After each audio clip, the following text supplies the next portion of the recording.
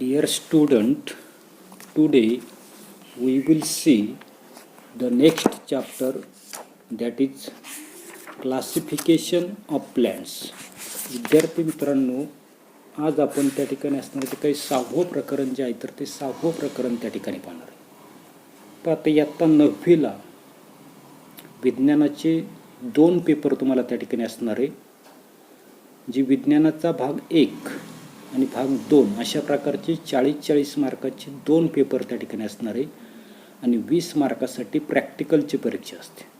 आता विज्ञान भाग 1 मध्ये कोणती प्रकरणं आहेत, विज्ञान भाग 2 मध्ये कोणती प्रकरणं आहेत, याच्यासाठी तुमच्याकडे असणारं जे काही टेक्स्टबुक जे आहे तर त्या टेक्स्टबुकवर पेज नंबर 215 जर तुम्ही त्या ठिकाणी जर उचकलं तर तुम्हाला प्रथम सत्राला कोणती प्रकरणं आहेत आणि द्वितीय सत्राला त्या ठिकाणी कोणती प्रकरणं आहेत, भाग 1 मधली कोणती प्रकरणं आहेत आणि भाग 2 मधली कोणती प्रकरणं आहेत, तर ते पान नंबर 215वर तुम्हाला त्या ठिकाणी ती सापडतील. येते पहा, त्या ठिकाणी क्लासिफिकेशन ऑफ प्लॅन्ट्स हे आपल्याला त्या ठिकाणी विज्ञान भाग 2 मधलं असणारं जे काही प्रकरण जे आहे तर ते प्रकरण आपल्याला त्या ठिकाणी पाहायचं आहे.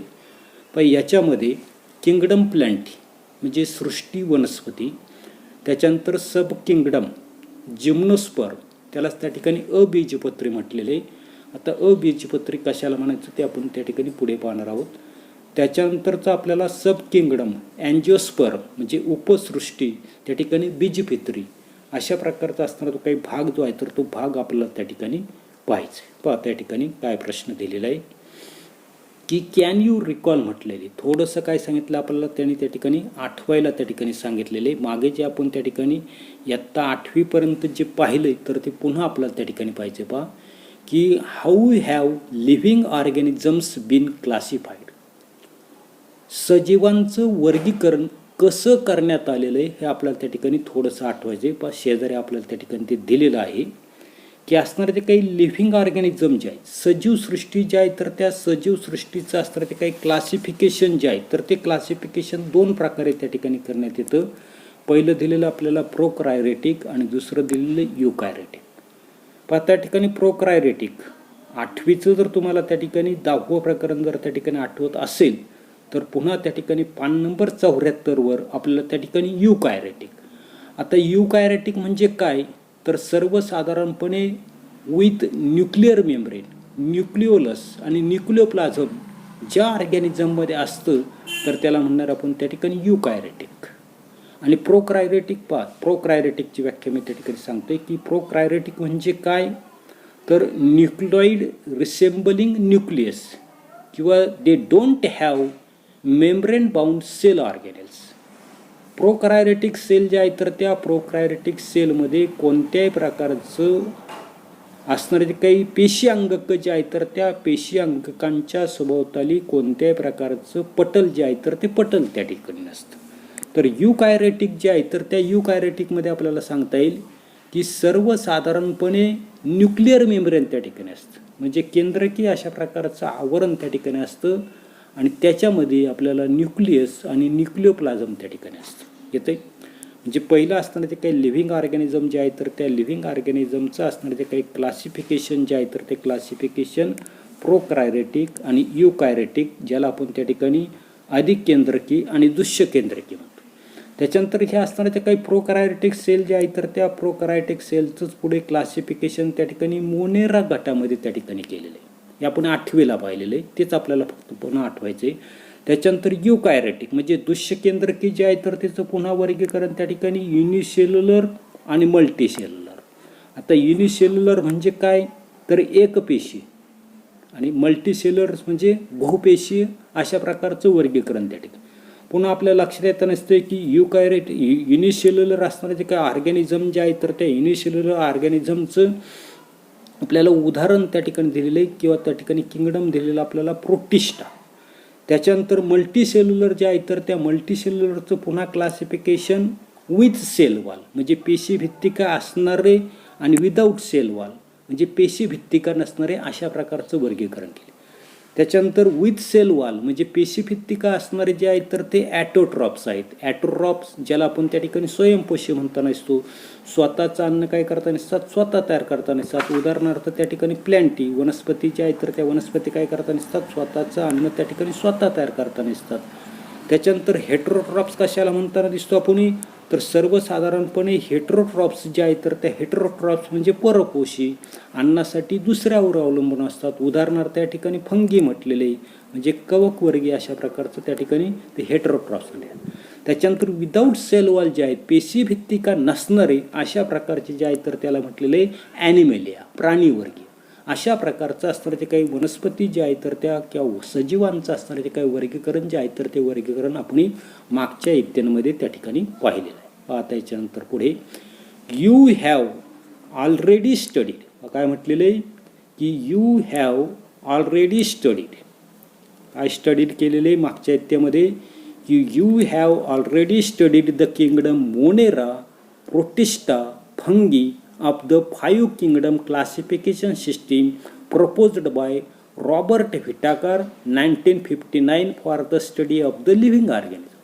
यात्ता 8वीचं जर तुम्हाला पहिलं प्रकरण जर आठवत असेल तर त्याच्यामध्ये पाहिले की सजीवांचा अभ्यास करण्यासाठी रॉबर्ट व्हिटाकारनं 1959 मध्ये योजलेली जी काही 5 किंगडम सिस्टीम त्यालाच म्हटलेले पंचसृष्टी पद्धती आणि त्याच्यामधलं असताना तर काही मोनेरा असेल, प्रोटिस्टा असेल व कवक या सृष्टीचा अभ्यास त्या ठिकाणी आपण इयत्ता 8वी जी आहे तर त्या इयत्ता 8वीमध्ये त्या ठिकाणी पहिल्याच प्रकरणामध्ये आपण त्या ठिकाणी तो केलेला आहे. पहा की what are the hidden secrets of the kingdom Plantae which impart this green freshness to our surrounding. पहा आपल्या सभोवतालचं जर आपण त्या ठिकाणी निरीक्षण केलं, परिसराचं जर निरीक्षण जर केलं तर आपला जो काही परिसर जो आहे तर त्या परिसराला हिरवाई देणाऱ्या ज्या काही वनस्पती सृष्टी जी आहे तर त्या वनस्पती सृष्टीमध्ये कोणती रहस्य त्या ठिकाणी दडली आहेत, just how much diversity is there in this kingdom let us see. आणि त्याच्यामध्ये कोणती त्या ठिकाणी डायव्हर्सिटी विविधता त्या ठिकाणी आहे तर ते आपल्याला या ठिकाणी या प्रकरणामध्ये त्या ठिकाणी पाहिजे. आणि म्हणून आपल्याला पहिल्यांदा जे पाहायचंय तर ते पाहायचंय किंगडम प्लॅन्टी. आता किंगडम म्हणजे सृष्टी आणि प्लॅन्टी प्लॅन्ट आपल्याला माहिती म्हणजे वनस्पती.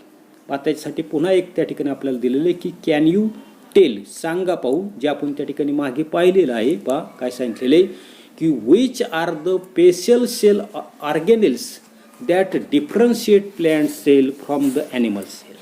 काय सांगितलेलं आहे की वनस्पती पेशीमध्ये असणारी कोणती वैशिष्ट्यपूर्ण अंगक तिला प्राणीपेशीपेक्षा त्या ठिकाणी काय करताना दिसतात, वेगळे ठरवताना दिसतात. पाहत आता वनस्पती पेशींमध्ये काय काय असतंय तर इयत्ता 8वीला आपण त्या ठिकाणी 10वं प्रकरण त्या ठिकाणी पाहिलेलं आहे. त्याच्यामध्ये असणारे ते काही क्लोरोप्लास्ट, काय म्हणतोय मी, क्लोरोप्लास्ट बरोबर, किंवा क्लोरोफिल म्हणजे हरित लवक. पाहत हिचे काही chloroplast are the special cell organs found in the plants, they are not found in the animal cell. हे जे काही क्लोरोप्लास्ट जे आहे तर ते फक्त आपल्याला वनस्पती जे आहे तर त्या वनस्पतींमध्येच त्या ठिकाणी आढळून येताना दिसतं. प्राणी जे आहे तर त्या प्राणी पेशीमध्ये क्लोरोप्लास्ट जे आपल्याला त्या ठिकाणी आढळून येतात. आणि हे जे काही क्लोरोप्लास्ट जे आहेत that differentiate plant cell from the animal cell, म्हणजे या ठिकाणी वनस्पती जे आहे तर त्या वनस्पतींमध्येच त्या ठिकाणी क्लोरोप्लास्ट असतं. प्राणीपेशी जे आहे तर त्या प्राणीपेशीमध्ये त्या ठिकाणी क्लोरोप्लास्ट त्या ठिकाणी नसतं. आणि हाच त्या ठिकाणी महत्त्वाचा अशा प्रकारचा वैशिष्ट्यपूर्ण असणारं काही अंगक जे आहे तर ते अंगक त्या ठिकाणी वनस्पतीमध्ये त्या ठिकाणी असणार. पुढे the group of autotrophs living organism having eukaryotic cells with cell wall is the group of the plants. पाहत काय सांगितलं की पेशीभित्तिका युक्त दृश्य केंद्रक, ज्याला आपण त्या ठिकाणी युकॅरियोटिक सेल म्हटलं, म्हणजे पेशीभित्तिका युक्त दृश्य केंद्रकी पेशी असणारा ॲटोट्रॉप. ॲटोट्रॉप म्हणजे काय, स्वतःचं अन्न त्या ठिकाणी स्वतः तयार करणाऱ्या स्वयंपेशी सजीवांचा जो काही समूह जो आहे तर त्या समूहालाच काय म्हणतो आपण त्या ठिकाणी वनस्पती म्हणून त्या ठिकाणी ओळखतो. plants have become autotrophic as they can perform the photosynthesis with the help of the chlorophyll. पहा काय सांगितलेलं आहे की वनस्पती हरितद्रव्य जे आहेत, क्लोरोफिल जे आहेत, तर त्या क्लोरोफिलच्या साह्यानं, हरितद्रव्याच्या साह्यानं फोटोसिंथेसिस म्हणजे प्रकाश संश्लेषण करीत असल्यानं स्वयंपोषी जे आहेत तर त्या स्वयंपोषी झालेल्या आहेत, ॲटोट्रॉफिक त्या ठिकाणी बनलेल्या आहेत. Living organisms of kingdom Plantae are the main source of food for all other living organism. आणि म्हणून या ठिकाणी वनस्पती सृष्टी जी आहे तर त्या वनस्पती सृष्टीमध्ये असलेले जे काही सजीव जे आहेत तर ते इतर सर्व सजीवांसाठी अन्न जे आहे तर त्या अन्नाचे मुख्य अशा प्रकारचे स्रोत जे आहेत तर ते स्रोत त्या ठिकाणी असणार आहे. त्याच्यानंतरचा पुढचा भाग आपल्याला पाहायचा आहे तो बेसिस फॉर क्लासिफिकेशन. वर्गीकरण जे आहे तर त्या वर्गीकरणाचा आधार आपल्याला पाहिजे की कशाच्या बेसवर, कशाच्या आधारावर त्या ठिकाणी वर्गीकरण जे आहे तर ते वर्गीकरण त्या ठिकाणी केलेले. पहा आता काय सांगितले, the presence or absence of organ is the first criterion for classification of the plants. पहा वनस्पतीचं वर्गीकरण करत असताना सर्वप्रथम वनस्पतींना ऑर्गन्स म्हणजे अवयव जे आहेत तर ते अवयव आहेत की नाहीत हे त्या ठिकाणी तिचं वर्गीकरण करण्यासाठी त्या ठिकाणी विचारात घेतला. त्याच्यानंतर पुढे the presence or absence of separate conducting tissue for conduction of water and food is the next consideration for the classification. त्यानंतर पाणी आणि अन्नाचं वहन करण्यासाठी स्वतंत्र अशा प्रकारच्या ऊती संस्था, त्याला म्हटलेलं आहे सेपरेट कंडक्टिंग टिश्यू म्हणजे अन्नाचं आणि पाण्याचं वहन करण्यासाठी स्वतंत्र ऊती संस्था त्या ठिकाणी असणं किंवा नसणं त्या ठिकाणी त्या वनस्पतीचं वर्गीकरण करण्यासाठी ते विचारामध्ये घेतलेले आहे. त्याच्यानंतर पुढे do the plants bear seeds. आता काय सांगितले की वनस्पतींमध्ये बिया ज्या आहेत तर त्या बिया धारण करण्याची क्षमता आहे का. If they do then whether the seeds are enclosed in the fruit or not is also an important criterion for classification. की वनस्पतींमध्ये बिया ज्या आहेत तर त्या बिया धारण करण्याची क्षमता आहे का. जर असेल तर त्या बिया ज्या आहेत तर त्या बियांवर फळांचं आवरण आहे की नाही याचाही विचार त्या ठिकाणी केला जातो. Finally plants are grouped depending upon the number of cotyledons in the seeds. पाहतो आणि शेवटी या ठिकाणी कॉटिलिडॉन म्हणजेच काय तर बीजपत्र म्हणजे बीजांची संख्या. उदाहरणार्थ पुढे आपण पाहणार आहे की शेंगदाणा जर मधोमध ठिकाणी फोडला तर 2 बीज आपल्याला त्या ठिकाणी मिळतात, त्याला म्हटलेले कॉटिलिडॉन. म्हणजे शेवटी बियांमधील जे असणारे जे काही बीजपत्र जे आहे तर त्या बीजपत्रांच्या संख्येवरून सुद्धा वनस्पती जे आहे तर त्या वनस्पतींचे वेगवेगळे अशा प्रकारचे असणारे जे काही गट जे आहेत तर ते गट त्या ठिकाणी केले जातात. पुढे at the higher level of plant classification different characteristics are consider for classification. वनस्पती वर्गीकरणाची जे काही उच्च स्तर जो आहे तर त्या उच्च स्तरामध्ये विविध अशा प्रकारचे असणारे जे काही क्रायटेरिया जे आहेत, कसोट्या ज्या आहेत तर त्या कसोट्या. उदाहरणार्थ पहा पुढे सांगितलेले की depending upon the absence or presence of the flowers, fruits and seeds, plants are classified as cryptogams or phanerogams.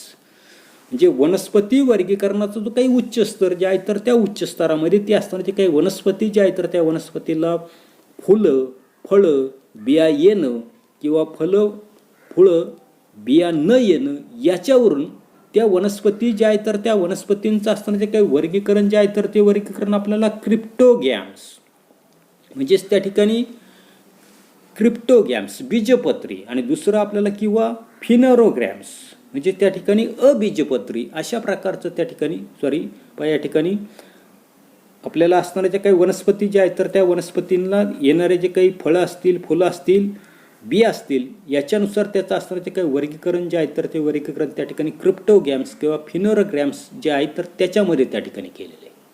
बरोबर. आता हे जे काही क्रिप्टोगॅम्स किंवा फिनोरोगॅम्स विषयीची माहिती आपण पुढे त्या ठिकाणी पाहणार आहोत. त्याच्यानंतर पुढे आता काय सांगितलेले की डिपेंडिंग अपॉन, काय सांगितलेले की depending upon whether seeds are enclosed within a fruit or not, phanerogams are classified as gymnosperm and angiosperm. पुढे आपल्याला काय सांगितलेले की सर्वसाधारणपणे वनस्पतीच्या वर्गीकरणाचा जो काही उच्च स्तर जो आहे तर त्या उच्च स्तरामध्ये फुलं असतील, फळं असतील, बिया येणं किंवा न येणं याच्यावरून काय केलेले बीजपत्री अबीजपत्री अशा प्रकारचं वर्गीकरण.